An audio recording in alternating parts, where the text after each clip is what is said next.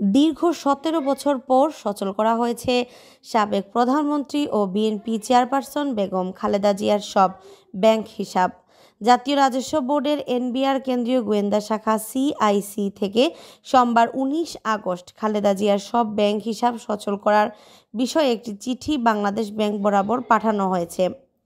NBR ও Bangladesh bank সূত্রে জানা গেছে, অন্তর্বর্তী সরকারের প্রধান উপদেষ্টা ডক্টর মোহাম্মদ ইউনূসের সঙ্গে পরামর্শ করার পর এনবিআরের নবনিযুক্ত চেয়ারম্যান আব্দুর রহমান খান এ সিদ্ধান্ত নিয়েছেন। বিগত কয়েকদিন ধরে রাজস্ব বোর্ড খালেদা জিয়ার ব্যাংক অ্যাকাউন্ট সচলের জন্য কাজ করে আসছিল। তবে কয়টি অ্যাকাউন্ট সচল করা হয়েছে এবং অ্যাকাউন্টে কী পরিমাণ অর্থ আছে সে ব্যাপারে পরিষ্কার কিছু জানায়নি রাজস্ব বিভাগ। ২০০৭ সালে বাংলাদেশ ব্যাংকের সাবেক গভর্নর ফখরুদ্দীন তত্ত্বাবধায়ক সরকারের দায়িত্ব নেওয়ার পর শেখ হাসিনা এবং খালেদা জিয়ার অ্যাকাউন্ট জব্দ করার নির্দেশ দেন। পরে আওয়ামী লীগ ক্ষমতায় এলে শেখ হাসিনার ব্যাংক অ্যাকাউন্ট সচল হলেও এতদিন বন্ধ ছিল খালেদা জিয়ার অ্যাকাউন্ট। আন্নামা চৌধুরী, বাংলাভিউ, সিলেট।